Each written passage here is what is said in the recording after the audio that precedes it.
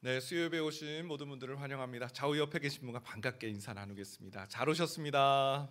명절 잘 보내셨죠? 네. 오늘 주시는 말씀은 출애굽기 14장 말씀입니다. 구약 성경 102페이지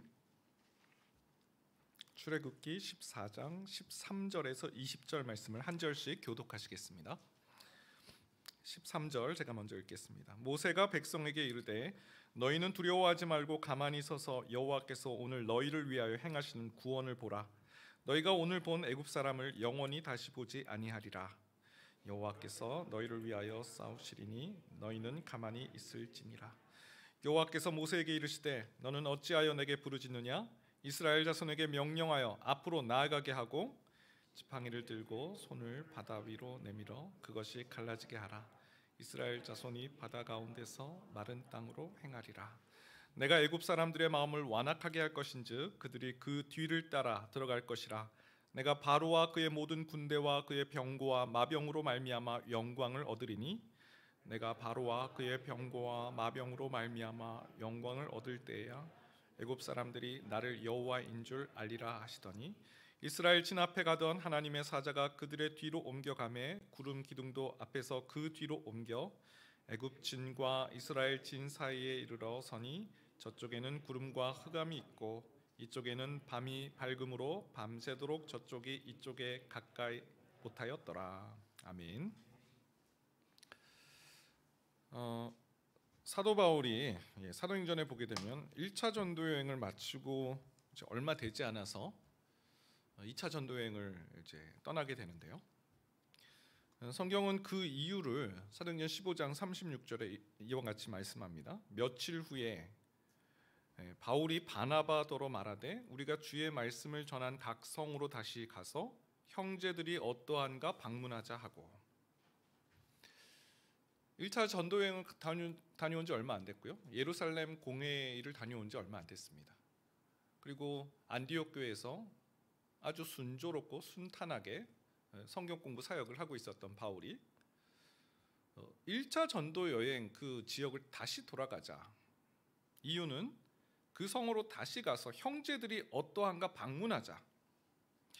다시 말해 바울은 자신이 복음을 전하는 것 그 자체로 자신의 책임을 다했다라고 말하지 않는 거예요. 복음을 들은 형제들이 영적으로 잘 살고 있는지, 그들에게 도움이 필요한 건 아닌지, 어떤 형편에 있는지를 찾아보고 그것을 도와주려고 살펴보려고 나아갔다라는 것이죠. 사도 바울은 자신의 복음 전파 사명을 이렇게 설명합니다. 골로새서 1장 28절 29절인데요. 우리가 그를 전파하여 각 사람을 권하고 모든 지혜로 각 사람을 가르침은 각 사람을 그리스도 안에서 완전한 자로 세우려 함이니 이를 위하여 나도 내 속에서 능력으로 역사하시는 이의 역사를 따라 힘을 다하여 수고하노라. 이 사도 바울의 꿈, 사도 바울이 복음 전하는 그 목표, 여기도 전하고 저기도 전하고, 와, 내가 몇 개국을 다니면서 복음을 전했는지 아세요? 여기에 바울이 초점이 있지 않았어요.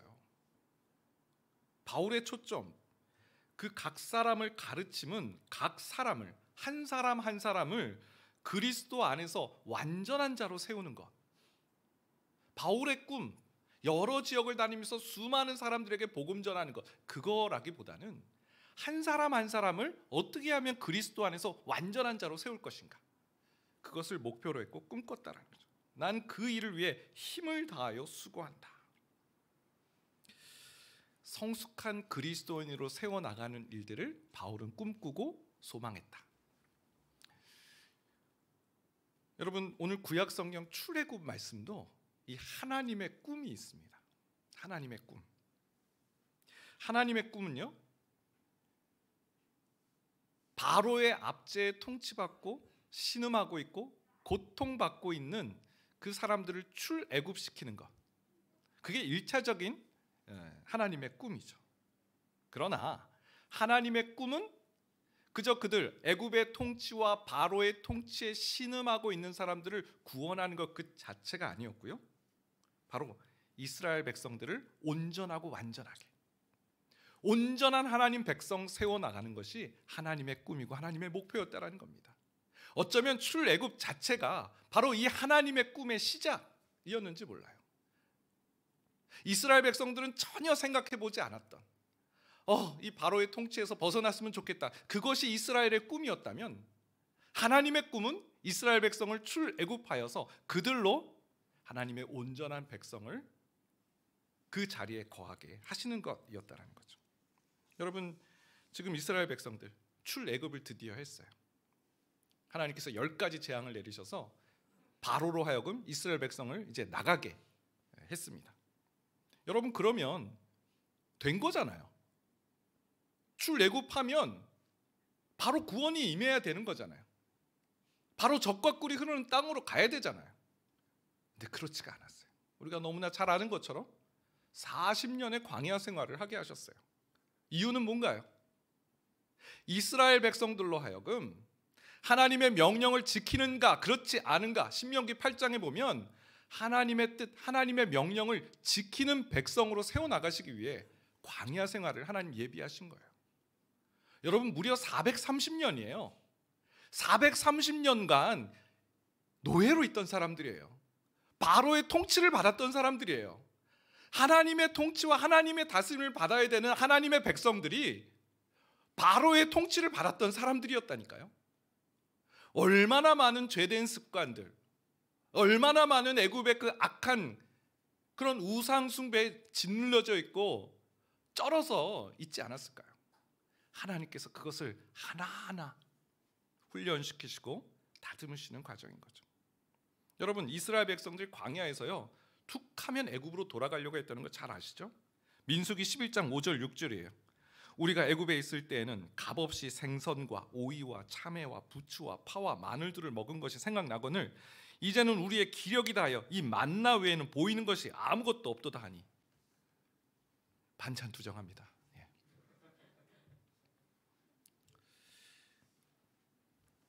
만나, 하나님께서 이전에도 보여주지 않았던 너무나 신기한 이스라엘 백성들을 먹이시는 그 만나를 대하는 이 이스라엘 백성들의 완악한 태도를 보세요. 이 만나밖에는 먹을 것이 없다. 애굽에는 먹을 게 다양했는데 감사가 없어요. 여러분, 이 정도 되면 저희 집에서는 밥을 안 먹으면 밥상을 걷어갔습니다. 그래서 밥을 잘 먹었던 기억이 나는데, 밥상 걷어가실 만 하잖아요. 만나를 그렇게 생각하는구나. 근데 하나님께서 이 완악한 이스라엘 백성을 포기하지 않으셨어요. 만나 걷어가지 않으셨어요. 그리고 이들을 하나하나 훈련시키시는, 이 40년 동안 이스라엘 백성들을 온전한 하나님의 백성으로 훈련시키는 과정이 바로 광야 생활이었던 거죠.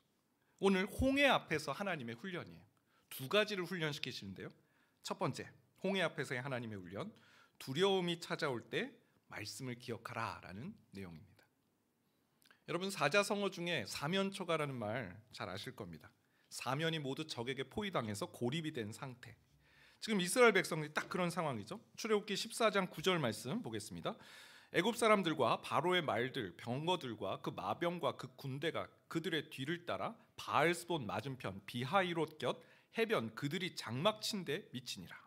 자, 누가 쫓아왔죠? 애굽 사람들과 바로의 말들, 병거들, 그 마병과 군대가 이스라엘 백성들 뒷공무니를 쫓아오는 거죠. 그리고 그들은 어디에 장막을 쳤냐면 해변에 장막을 쳤어요. 14장 7절을 읽지는 않았지만 이 애굽의 병거의 숫자가 아주 자세히 나옵니다. 병거 600대, 지휘관들이 그 병거를 지휘했다. 오늘날로 따지면 탱크입니다. 탱크, 전차. 탱크 600대를 몰고 이스라엘 백성을 쫓아오는 거예요. 군사훈련이라고는 받아본 적이 없는 이스라엘 백성들, 이 애굽의 공격을 감당할 수 있었을까요? 전혀 감당할 수가 없죠. 애굽의 군대와 싸운다는 그것은 정말 계란으로 바위치기입니다. 그럼 어떻게 해야 돼요? 도망이라도 쳐야 되잖아요. 근데 문제는 도망칠 데가 없다는 거죠. 바로 앞에는 홍해가 가로막고 있어서 뒤에서는 애굽이 쫓아오고 앞에는 홍해가 막고 있고 사면초가인 것이죠. 여러분, 절망적인 상황이 직면할 때 그 사람의 본심이 튀어나오죠. 밑바닥이 드러납니다. 이스라엘 백성들 밑바닥이 드러났어요. 출애굽기 14장 10절에서 12절. 바로가 가까이 올 때 이스라엘 자손이 눈을 들어 본즉 애굽 사람들이 자기들 뒤에 이른지라. 이스라엘 자손이 심히 두려워하여 여호와께 부르짖고 그들이 또 모세에게 이르되 애굽에 매장지가 없어서 당신이 우리를 이끌어내어 이 광야에서 죽게 하느냐? 어찌하여 당신이 우리를 애굽에서 이끌어내어 우리에게 이같이 하느냐? 우리가 애굽에서 당신에게 이른 말이 이것이 아니냐? 이르기를 우리를 내버려 두라. 우리가 애굽 사람을 섬길 것이라 하지 아니하더냐? 애굽 사람을 섬기는 것이 광야에서 죽는 것보다 낫겠노라. 이스라엘 백성들 그냥 곧바로 이 본심이 튀어나오는데 이 모든 책임을 모세에게 뒤집어 씌우죠. 애굽 탈출할 때는 언제고 당장 어려움이 오니까 모세, 우리가 얘기하지 않았냐고, 우리 내버려 두라고, 광야에 사는 것보다 애굽 사람들에게 통치받는 게 더 낫다라고 분명히 얘기했는데 애굽에 매장지가 없어서 우리를 여기까지 데려왔냐? 여러분, 이때 모세 심정이 어떠했을까요? 뒤에는 애굽 군대, 앞에는 홍해. 모세에게는 한 가지 더 고충이 있었죠. 바로 옆에는 누가 있습니까? 책임 전가하는 이 백성들, 온통 자기에게 분통을 터뜨리는 백성들이 옆에 있었다는 겁니다. 이때 모세가 백성들에게 이렇게 말하죠. 너무나 유명한 성경 구절입니다. 출애굽기 14장 13절 14절. 모세가 백성에게 이르되 너희는 두려워하지 말고 가만히 서서 여호와께서 오늘 너희를 위하여 행하시는 구원을 보라. 너희가 오늘 본 애굽 사람을 영원히 다시 보지 아니하리라. 여호와께서 너희를 위하여 싸우시리니 너희는 가만히 있을지어다. 와, 정말 모세답다. 정말 모세 대단하네. 뭐 이런 감탄이 쏟아집니다. 이스라엘 백성들이여, 하나님의 구원을 믿으라. 하나님께서 너희를 구원해 주실 것이다. 두려워하지 말라. 용기를 북돋우는 모세의 모습을 볼 수 있습니다. 여러분, 그런데요, 모세는 정말 두려워하지 않았을까요? 백성들에게 두려워하지 마, 하나님이 구원하셔, 이렇게 권면하는데 모세의 마음에는 단 1도 두려운 마음이 없어서 지금 이런 말을 하고 있는 것일까요? 전혀 그렇지 않습니다. 모세가 얼마나 두려워했는지 몰라요. 14장 15절 바로 다음 구절이에요. 여호와께서 모세에게 이르시되 너는 어찌하여 내게 부르짖느냐? 이스라엘 자손에게 명령하여 앞으로 나아가게 하고. 무슨 말씀이에요? 지금 모세가 하나님 앞에 부르짖었다라는 거예요. 근데 그 부르짖음이 하나님 보시기에 흡족한 부르짖음이 아니셨어요. 그래서 하나님께서 너는 어찌하여 부르짖느냐라고 모세에게 오히려 부르짖는 모세를 아주 질책하시는 모습을 보게 됩니다. 여러분, 지금 모세의 부르짖음이 무슨 뜻이에요? 이스라엘 백성들이 부르짖음과 별반 차이 없는 부르짖음이었다는 거예요. 하나님, 어떻게 하면 좋습니까? 여기까지 와서 우리를 죽이려고 하십니까? 아마 이런 부르짖음 아니었을까요? 아마도 모세는 선이 있었던 것 같아요. 분명히 하나님께서 일하실 거야 라는 그 믿음과 확신도 있었어요. 근데 그 선이 어디 선까지? 저 선까지는 안 넘어올 거야. 저 애굽의 군대가 쫓아오지만 저 능선은 안 넘어올 거야. 그런 자기만이 설정해놓은 그런 선이 있었을 거예요. 문제는 바로가 그 선을 넘어왔다는 거죠. 이스라엘 백성들보다 조금 나은 모세였을 뿐이에요. 하지만 선을 넘어오자 모세도 여지없이 불안하고 두려워 하나님 앞에 부르짖고 있는 그 모세의 모습을 보게 된다는 것이죠. 여러분, 저는 이 모세의 모습을 보면서 참 하나님을 전적으로 신뢰하는 것이 너무 어렵구나. 여러분, 모세는요, 출애굽의 그 기적에 가장 가까운 현장에 있었던 사람이잖아요. 하나님께서 10가지 재앙을 통해 애굽으로부터 이스라엘 백성을 구원해 주시는 그 전능하신 하나님을 누구보다 지근거리에서 목도한 사람이잖아요. 하나님의 전능하심 조금도 의심하지 않을 것 같은데 하나님 어찌하면 좋습니까? 부르짖고 있는, 두려워하는 모세의 모습.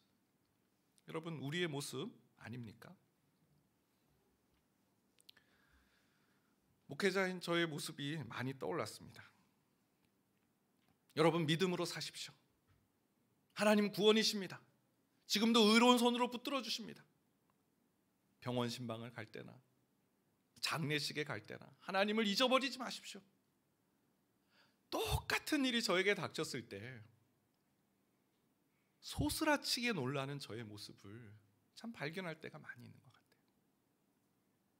여러분, 여기 부모 세대도 많이 계신데요, 우리 자녀들에게 하나님을 믿어, 신뢰해, 하나님 너를 구원해 주실 거야, 좌절하지 마, 낙심하지 마, 얼마나 그렇게 권면을 잘해요? 근데 당장 똑같은 일을 경험하게 되면 우리에게 그 믿음이 발동하고 있습니까? 쉽지 않아요. 여러분, 하나님께서 모세를 다루시기 시작해요. 하나님께서 모세에게 뭐라고 말씀하셨어요? 출애굽기 14장 15절 16절 이스라엘 자손에게 명령하여 앞으로 나아가게 하고 지팡이를 들고 손을 바다 위로 내밀어 그것이 갈라지게 하라. 이스라엘 자손이 바다 가운데서 마른 땅으로 행하리라. 하나님께서 모세에게 말씀하신 건, 모세에게 너는 어찌하여 내게 부르짖냐? 이스라엘 자손에게 명령하여 앞으로 나아가게 하라. 지금 모세 막 하나님께 어떻게 하면 좋습니까? 이거 부르짖을 때 아니라는 거예요. 너는 지금 이스라엘 백성들에게 명령해서 홍해 앞으로 나아가게 하고 너는 지팡이를 들고 홍해를 향해 그 땅이 갈라지게 하라. 그러면 이스라엘 백성들은 마른 땅으로 건너갈 것이다. 너는 그 일을 할 사람이다라고 지금 알려주고 계신 거예요. 여러분, 하나님께서 모세에게 이렇게 강하게 드라이브를 거시고 강하게 말씀하시는 이유가 있어요. 이유는 바로 모세에게 이미 이 모든 일들에 대해서 말씀하셨기 때문이에요.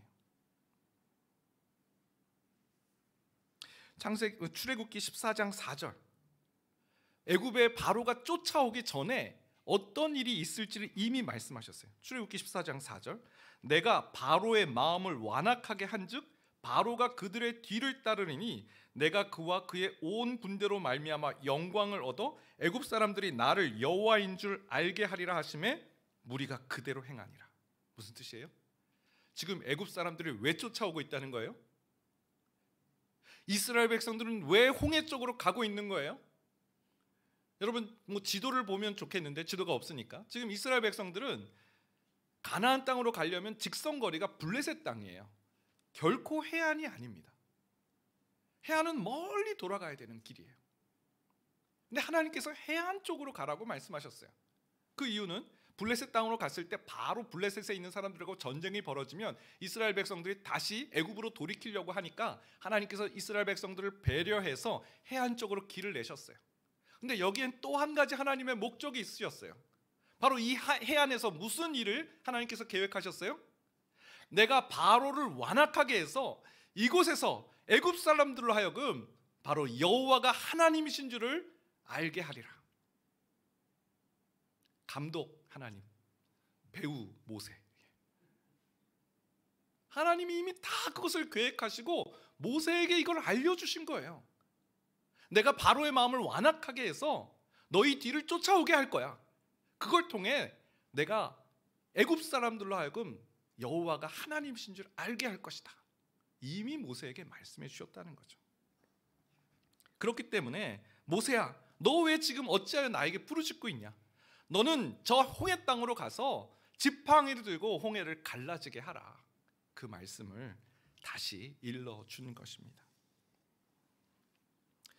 지난주에 소개했던 그 김상근 교수님의 군주의 거울이라는 책을 좀 계속 탐독하고 있는데요, 거기에 보니까 아포리아라는 단어가 나오더라고요.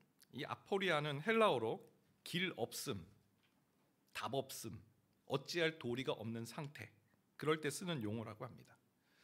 그리스가 약 60만의 그런 군대를 갖고 있었는데 크세르크세스, 이 페르시아의 크세르크세스 왕이 500만 명이나 되는 페르시아 군대를 끌고 온 거죠. 500만 명 대 60만 명, 상대가 안 되는 거죠.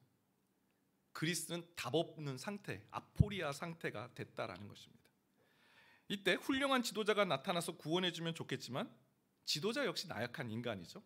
모세와 같이 겉으로는 두려워하지 말라라고 말하지만 지도자 역시 두려워하는 나약한 인간일 뿐이라는 겁니다. 군주의 거울책에서 이렇게 말합니다. 아포리아 시대를 벗어나려면, 이 답 없는 상태에서 벗어나려면 잠시 멈추고 되돌아보아야 한다. 숙고해야 한다. 난파선에서 노를 무작정 저어서는 안 된다. 밤하늘의 북극성을 보면서 어디로 가야 되는지 좌표를 찾아야 된다. 여러분, 신자에게 북극성이 뭘까요? 신자는 뭘 봐야 될까요? 답이 없고 캄캄하고 어디로 가야 될지 모르는 그런 상태, 북극성을 보라고 하는데 북극성이 뭔가요? 하나님의 말씀인 거죠. 왜요? 신자에게 일어난 이 어려움, 시련, 신자에게 나타나는 이 이해할 수 없는 상황들, 앞에는 홍해요, 뒤에는 애굽이 쫓아오고 있는 이런 상황들은 신자에게 맞닥뜨려진 이 상황이 이미 하나님께서 계획하신 일이고 이미 하나님께서 이 일을 통해서 영광 받으실 일이었음을 우리에게 이미 예고해 주셨다는 거죠. 문제는 우리가 그걸 모른다는 거예요. 잊어버린다는 거예요. 하나님이 이미 말씀하셨음에도 불구하고 우리 자꾸 잊어버려요. 그래서 하나님께서 모세에게 어찌하여 지금 내게 부르짖고 있느냐, 너는 지금 홍해 앞으로 달려나가야 될 때다, 우리에게 깨닫게 해주시고 알게 하신다라는 것이죠. 여러분, 하나님의 말씀입니다. 하나님의 말씀을 놓지 마시길 바랍니다. 이 말씀에는 이 모든 일이 되어진 그 과정, 이 모든 일들이 무엇을 향하는 일이고 뭘 목적으로 하고 있는지 말씀 속에 다 담겨 있습니다. 우리는 말씀을 보면서 하나님의 목적을 깨달을 수 있고요, 우리는 말씀을 보면서 하나님이 앞으로 어떤 일을 행하실지를 우리는 찾아낼 수 있는 것입니다. 두 번째, 홍해 앞에서 두 번째 레슨은 완악한 마음을 조심하라라는 것입니다. 출애굽기 말씀을 보면 하나님께서 이 바로의 마음을 완악하게 하셨다라는 표현이 자주 등장합니다. 출애굽기에만 모두 14번 등장합니다. 출애굽기 7장에서부터 12장까지 보면 애굽에 10가지 재앙이 임했을 때 바로가 마음을 돌이킬 수 있었어요.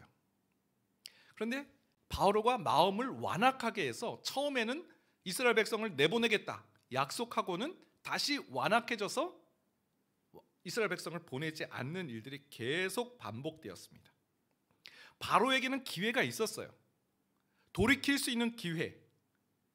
하지만 마음의 강팍함 때문에 애굽은 치명적인 재앙을 겪어야 됐고 바로는 첫 번째 장자를 잃었고 오늘 마지막 홍수 심판을 당하게 되는 결정적 이유가 그 완악한 마음에 있었다라는 겁니다.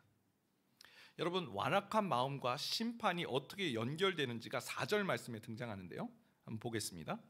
내가 바로의 마음을 완악하게 한즉 바로가 그들의 뒤를 따르리니 내가 그와 그의 온 군대로 말미암아 영광을 얻어 애굽 사람들이 나를 여호와인 줄 알게 하리라 하심에 무리가 그대로 행하니라. 하나님께서 바로의 마음을 완악하게 하셔서 그들의 뒤를 따르게 하신다. 여러분, 수도 없이 돌이킬 수 있는 기회가 있었어요. 그런데 이 홍수 심판 이때까지 바로는 완악했고 결국 이스라엘 백성들 쫓아가는, 그들을 죽이려고 쫓아가는 그런 모습을 보게 된다는 거죠. 저는 이 말씀에서 이 완악한이란 이 마음이 한순간에 시작되고 종료되는 그런 마음이 아니라는 것을 배우게 됩니다. 수도 없이 기회가 있었는데 그 기회를 놓치는 거예요. 한 번이 아니라 한두 번이 아니라 계속 이어지는 과정이라는 겁니다. 하나님께서는 계속 기회를 주시며 돌이키고 돌아올 것을 말씀하시는데 그 말씀에 순종하지 않는 상태가 지속되는 것이 완악함이다라는 그런 의미인 거죠. 그렇다면 본문에서 하나님께서 바로의 마음을 완악하게 하셨다, 마치 하나님께서 의도적으로, 하나님께서 주도적으로 바로의 마음을 꽝꽝 얼어붙은 그런 마음으로 만드신 것처럼 보이지만 이 말씀을 조금 달리 해석해야 됩니다. 바울이 이걸 잘 풀었는데요, 로마서 1장 21절에서 24절이에요. 같이 한번 읽어보겠습니다. 시작. 하나님을 알 때 하나님을 영화롭게도 아니하며 감사하지도 아니하고 오히려 그 생각이 허망하여지며 미련한 마음이 어두워졌나니 스스로 지혜 있다 하나 어리석게 되어 썩어지지 아니하는 하나님의 영광을 썩어질 사람과 새와 짐승과 기어다니는 동물 모양의 우상으로 바꾸었느니라. 그러므로 하나님께서 그들을 마음의 정욕대로 더러움에 내버려 두사 그들의 몸을 서로 욕되게 하게 하셨으니. 자, 보세요. 어떤 사람들에 대한 이야기가 나옵니다. 바로는 이 어떤 사람들의 이야기를 이렇게 풀고 있어요. 하나님을 아는 사람들이다. 그런데 하나님을 알면서도 하나님을 영화롭게 하지 않는 사람들, 하나님을 알면서도 감사하지 않는 사람들, 오히려 그 생각이 허망해진 미련한 마음 가운데 있는 사람들이다. 그래서 이 미련함을 가지고 하나님의 영광을 뭐로 바꾸어 버렸냐면 새와 짐승과 기어다니는 동물, 우상으로 바꾸어 버렸다.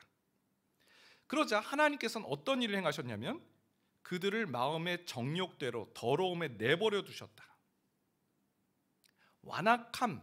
완악하게 하셨다라는 의미는 바로 이 의미예요. 더러움 가운데 내버려 두시는 상태. 하나님을 알면서도 그 기적을 맛보고도 감사치 않는, 하나님을 영화롭게 하지 않는, 그리고 우상 숭배로 바꿔버리는 그들을 내버려 두는 상태. 그 상태가 이어지면 결국 하나님의 심판으로 결론이 난 심판의 자리로 간다라는 것이죠. 완악함의 반대는 뭘까요? 돌이키는 것이죠. 회개인 것이죠. 여러분, 신자도 죄를 지을 수 있습니다. 근데 신자와 이 차이점이 뭡니까? 이 바로의 차이점. 신자는 돌이켰고 바로는 돌이키지 않았다라는 것이죠. 요한일서 1장 8절 9절에 보면 만일 우리가 죄가 없다고 말하면 스스로 속이고 또 진리가 우리 속에 있지 아니할 것이요 만일 우리가 우리 죄를 자백하면 그는 미쁘시고 의로우사 우리 죄를 사하시며 우리를 모든 불의에서 깨끗하게 하실 것이요. 우리가 자백하면요, 우리가 돌이키면 하나님께서 깨끗하게 하신다.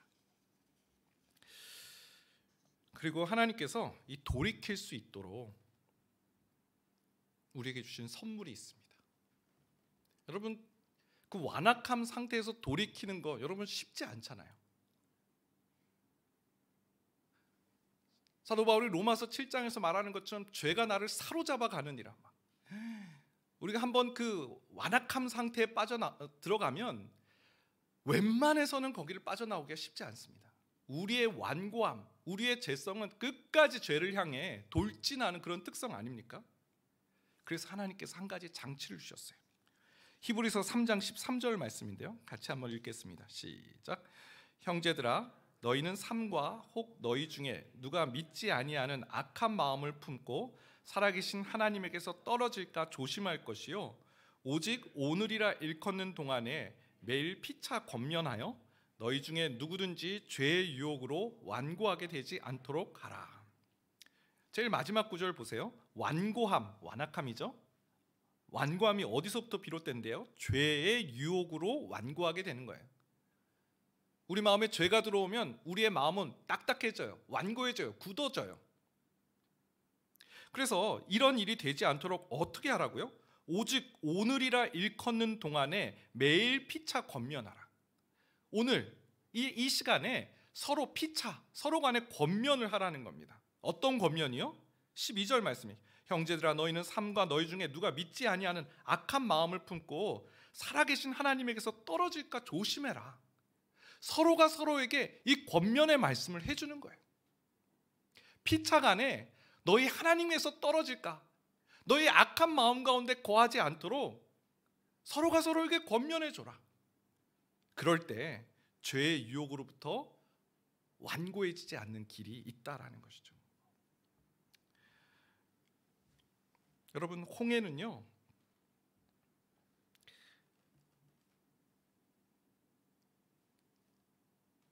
거기에는 애굽 사람이 빠져 죽었어요. 회개하지 않는 애굽 사람들은 빠져 죽었어요. 그런데 홍해에서 누가 건짐을 받았나요? 하나님께로 돌이킨 이스라엘 백성들, 이 모세를 통해서 이 구원의 길을 찾은 하나님의 백성들은 그곳에서 살아났습니다. 완악한 마음, 빠지지 않는 것 너무나 중요하죠. 완악함은 일순간에 빠지는 것이 아니라 과정이라는 것. 계속해서 하나님의 기회를 주신데 거기에 돌이키지 않을 때 결국 심판으로 이어진다는 것을 우리는 보았습니다. 그러지 않기 위해서 하나님께서 우리에게 공동체를 주셔서 서로가 서로에게 권면하여서 악한 마음에 완고함에 빠지지 않도록 피차간에 권면할 것을 우리에게 당부하셨습니다. 우리 좌우 옆에 계신 분과 한번 권면해 보도록 하겠습니다. 주님 안에서 승리하세요. 네, 주님 안에서 승리하십시오. 예. 주님께 꼭 붙어 있으시고 가까이 하십시오. 떨어지지 마십시오. 수요 예배 자리에서 서로가 서로에게 따뜻하게 권면하는 것은 어렵지만 또 우리가 같이 지금 예배를 드리고 있잖아요. 같이 함께 하나님을 바라보고 있잖아요. 서로가 서로에게 권면할 수 있는 것이죠. 다음 주에 이 수요 예배에 같이 나왔을 때 우리가 완악한 마음에 빠지지 않고 승리하는 삶을 살았다라고 서로가 서로에게 고백할 수 있으면 참으로 좋겠습니다. 오늘 말씀을 마무리합니다. 광야는 훈련 학교예요. 하나님의 꿈이 있으세요. 그저 이스라엘 백성을 출애굽하는, 그냥 애굽에서 탈출한 사람, 그것으로 하나님께서 원하지 않으셨어요. 이스라엘 백성을 하나님의 온전한 백성으로 세우시길 원하셨어요.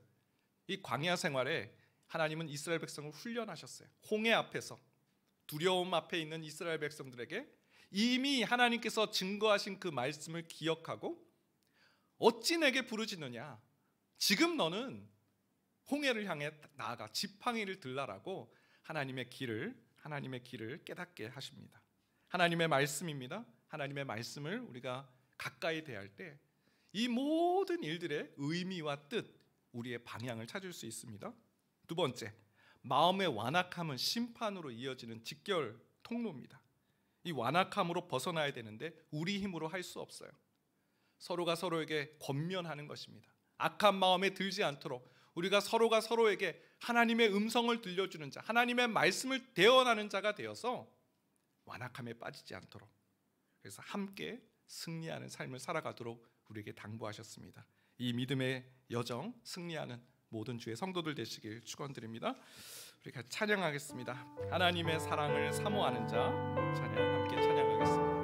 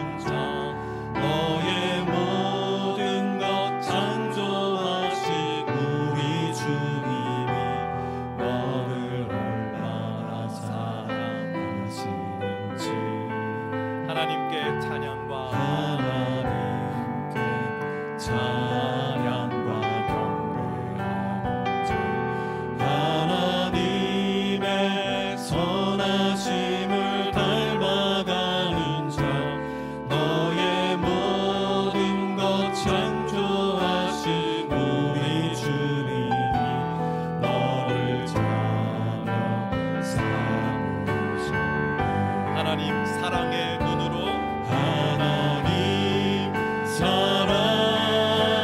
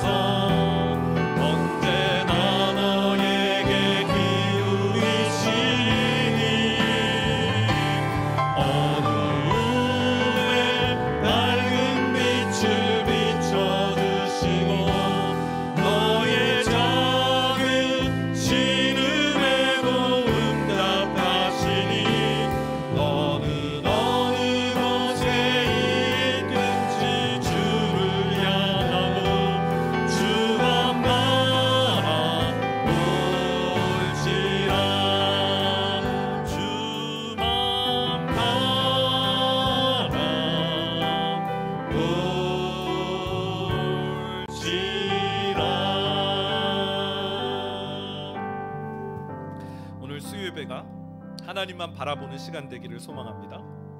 우리를 흐트러뜨리고 하나님께 집중하지 못하게 하는 헛된 생각들, 두려움들, 그리고 정말 우리의 탐욕과 욕망들, 하나님 바라보길 원합니다.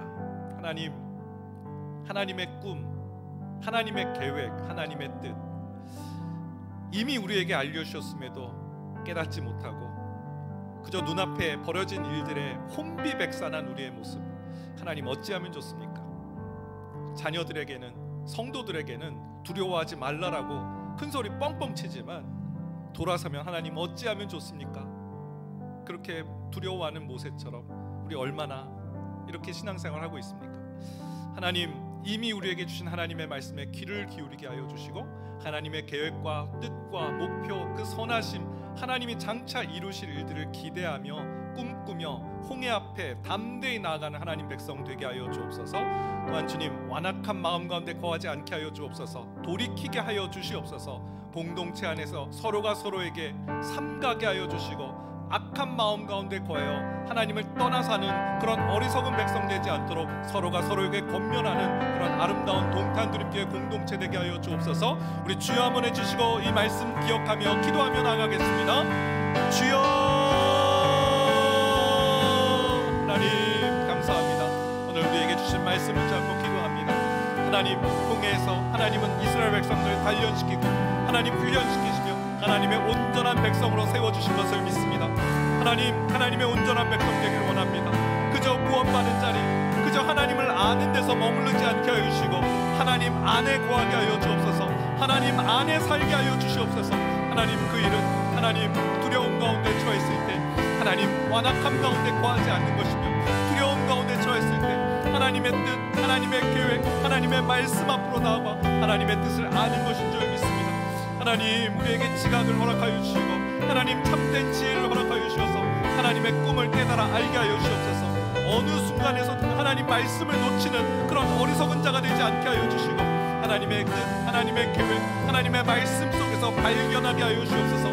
그리하여 두려워하지 말게 하여 주시고 하나님 있어야 될 곳으로 나아가게 하여 주옵소서. 하나님의 부르시는 자리, 그 소명의 자리, 하나님이 영광 받으시는 그 자리로 달려나가는 하나님의 백성들 되게 하여 주옵소서. 머뭇거리지 않게 하여 주옵소서. 주저하지 않게 하여 주옵소서. 이미 하나님께서 계획하시고 이미 하나님께서 이루시고 바로의 마음을 완악하게 하사 이스라엘 백성을 쫓아오게 하신 것은 하나님께서 이 모든 일들을 통해 애굽에서 하나님이 영광 받으시며 하나님이신 줄을 애굽 사람들로 알게 하시기 위함이라고 하나님 그 계획을 알려주신 것 하나님 기억합니다. 하나님 말씀 속에서 하나님의 뜻을 분별하게 하시고 하나님의 계획을 깨달아 알게 하여 주시옵소서. 또한 주님 완악함 가운데 거하지 않게 하여 주시옵소서. 완악한 마음 가운데 하나님 우리를 내버려 두지 마시옵소서. 주님 하나님을 알면서도 감사치 않고 하나님께 영광 돌리지 않고 우상 숭배에 빠진 자들을 하나님께서 그 정욕대로 내버려 두신다라고 했는데 하나님 그 완악함에 거하지 않도록 도와주옵소서. 주님 너희는 하나님만을 찾을 때 찾으라라고 말씀하신 주님, 부르짖을 때 부르짖으라고 말씀하신 주님, 바로 지금이 그때인 줄 믿습니다. 하나님께 돌아가 하나님 나의 죄악을, 나의 고통을, 나의 하나님 슬픔을, 나의 하나님 온전하지 못함을 하나님 앞에 내어놓고 기도함을 통하여 우리를 치유해 주시고 싸매 주시고 회복시켜 주시는 하나님의 손길을 경험하는 모든 주님의 종들 될 수 있도록 도와주시옵소서. 하나님 이 시간 주님 앞에 나아갑니다. 또 하나님 우리가 서로가 서로에게 그런 권면을 하는 지체가 될 수 있도록 도와주시옵소서. 공동체에서 너희는 오늘이라 하는 그 시간에 피차 권면하여 하나님 완악함 가운데 죄의 유혹 가운데 완악함에 거하지 않도록 하라. 하나님의 말씀 우리에게 주신 말씀으로 기억하며 서로가 서로에게 하나님의 말씀을 대언하는 하나님의 백성들 되게 하여 주시옵소서. 하나님 도와주옵소서. 우리 한 번 더 기도하겠는데요, 가정을 놓고 기도하겠습니다. 우리 자녀들을 위해서 기도하겠습니다. 하나님 홍해 앞에서 두려워 떨고 있는 우리 자녀들 아닙니까? 우리 가족들 아닙니까? 앞으로도 못 가고 뒤로도 못 가는 아포리아와 같은 그런 고립되어 있는 상황이 우리의 상태 아닙니까? 하나님 이 상태에 우리가 무엇을 해야 될지 오늘 홍해 앞에서 모세를 통해서 우리에게 알려주셨는데 하나님 사랑하는 우리 가족들, 가정, 그리고 우리 자녀들 하나님 여호와를 경외하는 자녀들 되게 하여 주시고 답 없는 이 시대 속에서 하나님, 그 북극성 되신 하나님을 알고 찾고 그 주님 안에서 길을 발견하는 우리 사랑하는 자녀들, 우리 가족들 되게 해달라고, 우리 사랑하는 자녀들과 또 가정을 놓고 함께 기도하며 나가겠습니다. 기도하시겠습니다. 하나님 불쌍히 여겨 주옵소서. 하나님, 어디로 가야 될지 무엇을 해야 할지 알지 못하는 그런 자녀들 아닙니까? 하나님, 답 없는 상태를 살아가고 있는 그들 아닙니까? 좋은 지도자가 나오면 해결이 될 아닙니다. 하나님, 좋은 지도자, 하나님 역시 나약한 인간일 뿐입니다. 하나님, 우리가 기댈 것은, 우리가 의지할 분은 여호와 하나님 한 분 외에는 없습니다. 북극성을 보게 하여 주시옵소서. 너의 하나님 눈을 들어 하늘을 보라. 너의 도움이 어디서 오는가? 너의 도움이 천지를 지으신 여호와께로다. 하나님을 의뢰하고 바라보는 지혜로운 하나님 백성들 되게 하여 주시옵소서. 허탄한 내 마음 두지 않는 하나님 백성들 되게 하여 주시옵소서. 예수 그리스도를 아는 것으로 그치지 않게 하여 주시고 주님 안에 거하는 우리 자녀들 되게 하여 주시옵소서. 하나님, 몸이 주님 안에 거하게 하여 주시옵소서. 생각이 주님 안에 거하게 하여 주시옵소서. 여호와를 낭망하며 여호와를 바라보며 여호와를 경외하는 믿음의 자녀들 되게 하여 주시옵소서. 허탄한 내 마음 두지 않게 하여 주시옵소서. 오직 한 길 예수 그리스도를 따라가는 믿음의 종들 되게 하여 주시옵소서. 성령 하나님 함께 하여 주시옵소서. 말씀은 능력이라고 하였습니다. 하나님, 오늘 우리가 듣게 하셨사오니 또 하나님 선포케 하여 주시고 권면하게 하여 주셔서 하나님 그들로 하나님께로 돌아오게 하는 하나님 주님의 다른 도구로 우리를 사용하여 주시옵소서. 하나님, 우리 가정에 하나님 변화의 역사가 있을 줄 믿습니다. 우리 가정이 하나님의 뜻 가운데 거할 줄 믿습니다. 우리 가정에 놀라운 하나님의 사랑이 거하게 될 줄 믿습니다. 하나님의 치유, 하나님의 회복, 그 전능하신 하나님께서 하나님 우리 가정을 통해 하나님의 뜻을 이루어나가며 영광과 찬양을 받으실 줄 믿습니다. 주여, 주여, 새 일 행하신 하나님을 기대하오니 광야의 길을 내신 하나님, 사막의 강을 내신 하나님, 홍해를 가르시며 주님 하나님의 승리, 말과 그 병과의 탄 백성들을 하나님 물리치신 그 하나님의 되심을, 그 전능하심을 묵도하는 모든 믿음의 종들 될 수 있도록 도와주시옵소서. 하나님, 믿음의 눈을 뜨게 하여 주시고 하나님 우리로 하나님을 보게 하여 주시옵소서. 성령 하나님을 사용하여 주시고 하나님의 뜻 가운데 나아가게 하여 주시옵소서.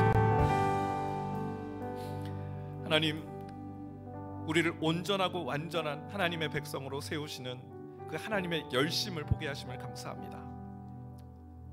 우리는 그저 하나님을 아는 수준에서, 우리는 더 깊이 들어가기보다는 양다리를 하나님과 세상사에 걸치며 왔다 갔다 하는 것을, 하나님 우리가 그렇게 신앙생활하며 여기까지 달려왔습니다. 홍해 앞에 왔을 때 우리에겐 조금의 능력도 없음을 발견하게 됩니다. 하나님이 누구신지를 홍해 앞에서 알려주신 줄 믿습니다. 온 땅과 온 천지 만물을 다스리신 하나님, 모세를 통해 이스라엘 백성을 통해서 애굽 사람들에게 하나님이 누구신지를 알려주실 그 소망과 꿈을 가지고 이스라엘 백성들을 홍해 앞으로 인도하신 그 주님, 하나님, 우리가 홍해 앞에 있다면 여기에도 하나님의 동일한 계획과 뜻이 있는 줄 믿습니다. 하나님의 영광과 그 이름이 높임을 받으시는 일에 우리가 도구로 쓰임받는 과정인 줄 믿습니다. 두려워하지 말게 하여 주시고, 어찌하여 내게 부르짖느냐, 너는 홍해 앞으로 달려나가 지팡이를 들고 그 홍해를 갈라서게 하라. 마른 땅으로 나아갈지니라. 하나님, 우리에게 이 놀라운 하나님의 기적의 통로로 써주시옵소서. 하나님, 두려워하고 주저하며 뒤로 물러서지 않게 하여 주시옵고, 하나님의 능력 가운데 우리를 새 사람으로, 하나님의 능력의 사람들로 삼아 주시옵소서. 예수님의 이름으로 기도합니다. 아멘. 주님 가르쳐주신 기도로 함께 기도하시다가 또 기도 제목 가지고 기도하시다가 돌아가시겠습니다. 기도하시겠습니다.